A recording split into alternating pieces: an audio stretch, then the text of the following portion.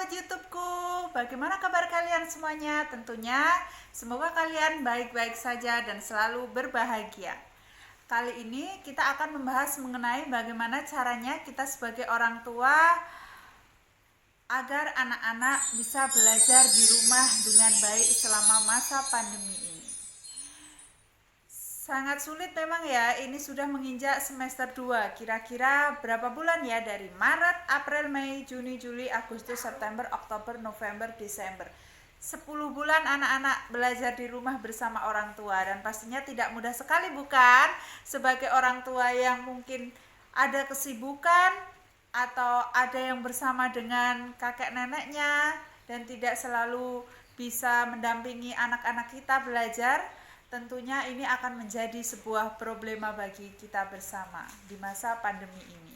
Tapi tenang saja, yang mengalami bukan hanya kalian para orang-orang tua di rumah, saya pun juga mengalaminya dan rasanya memang sungguh luar biasa ya. Mengajari anak-anak di rumah tanpa ada pendamping guru. Dan kita harus full totalitas, ibaratnya kita harus mendampingi setiap tugas yang diberikan oleh guru kepada anak kita semua. Bagaimana caranya Bunda agar semua bisa berjalan antara Bunda dan anak bisa mengerjakan tugas dengan baik dan juga rasa bosannya bisa hilang? Yang pertama adalah menjaga mood orang tua. Bagaimana caranya menjaga mood orang tua? Kenapa harus mood orang tua dulu yang harus dijaga?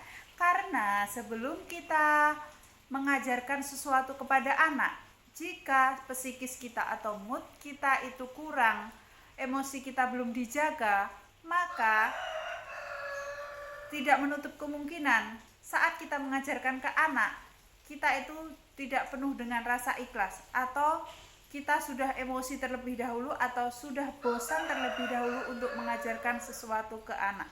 Nah, itu dia. Kita mengajarkan saja kita sudah merasa bosan, kita sudah merasa kok gini, saya tidak bisa. Nah, itu akan mengalir psikis ke anak, mengalir juga mood ke anak. Maka kita harus menjaga mood kita dulu, kita harus menjaga emosi kita dulu, kita harus menjaga keikhlasan kita dulu untuk mengajarkan anak, meskipun kita sendiri pun kadang belum bisa. Yang terpenting adalah kita menjaga mood kita, stres kita, psikis kita, emosi kita sebelum mengajarkan sesuatu hal ke anak. Setelah Bunda sudah bisa menjaga moodnya atau psikis kita sendiri sebelum kita mengajarkan sesuatu hal kepada anak, yang kedua adalah dengan cara menciptakan suasana bahagia kepada anak. Bagaimana caranya?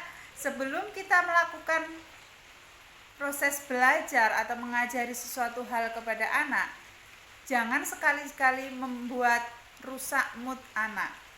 Nah, ciptakan kebahagiaan, misalnya dengan memberi ruang sebentar untuk bermain atau mencukupi kebutuhannya, misalnya sarapan dulu, minum susu dulu, atau bermain sebentar, itu tidak masalah. Nah, kita beri waktu sebentar, pasti anak akan paham. Jangan langsung dilarang, tidak boleh, harus ini dulu, harus ini dulu. Nah, itu salah satu contoh kita merusak mood anak. Makanya kita harus ciptakan kebahagiaan dulu, hati nyaman, hati tenang kepada anak, baru kita mengajarkan sesuatu hal atau mengerjakan tugas dari guru mereka. Setelah kita mampu menciptakan rasa bahagia dan nyaman kepada anak, untuk selanjutnya kita bangun komunikasi dengan anak. Maksudnya bagaimana? Kita bangun komunikasi dengan anak. Apa keluhan yang ada pada anak, kita dengarkan. Jangan semata-mata langsung menilai. Misalnya, kok kamu tidak bisa, kok kamu seperti ini, tidak mau. Jangan seperti itu. Kita dengarkan keluhan anak dan rasa kebosanan anak. Kita akui, anak itu memang sedang dalam proses bosan. Kita akui. Anak-anak pada saat ini dalam fase kebosanan, bukan hanya orang tua, tapi anak-anak pun sangat mengalami fase kebosanan pada masa pandemi ini. Oleh karena itu, kita harus bisa menjadi pendengar setia setiap keluhan anak. Kita juga harus bisa menjadi sahabat anak setiap saat. Apa yang diinginkan anak bukan semata-mata kita turuti semua. Setidaknya kita menjadi pendengar setia untuk anak kita. Ketika anak sudah terbuka, maka untuk selanjutnya yaitu biarkan anak melakukan kegemaran atau hobinya.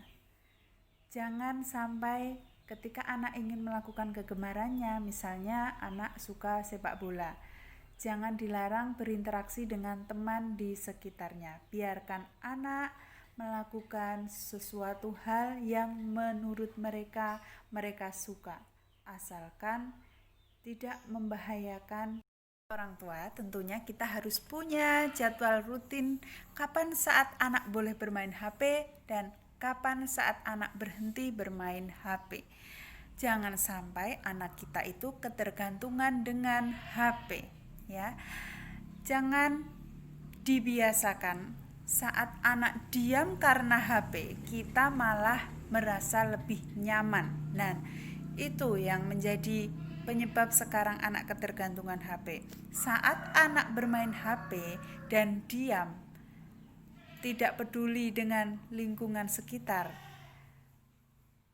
itu kita malah abaikan saja. Makanya jangan sampai anak kita itu ketergantungan HP. Biarkan anak kita terbiasa bercerita kepada kita, terbiasa melakukan hobi atau kegemarannya tanpa full bermain HP atau game.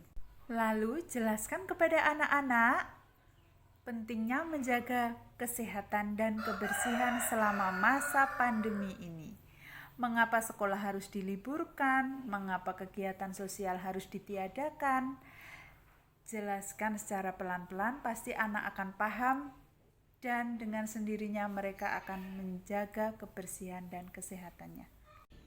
Semoga video ini dapat bermanfaat untuk kita semuanya. Jika ada manfaatnya, digunakan. Jika ada kesalahan, saya mohon maaf. Semoga kita semua menjadi orang tua yang dapat mendidik anak menjadi anak yang soleh, soleha, dan berguna bagi agama, nusa, dan bangsa.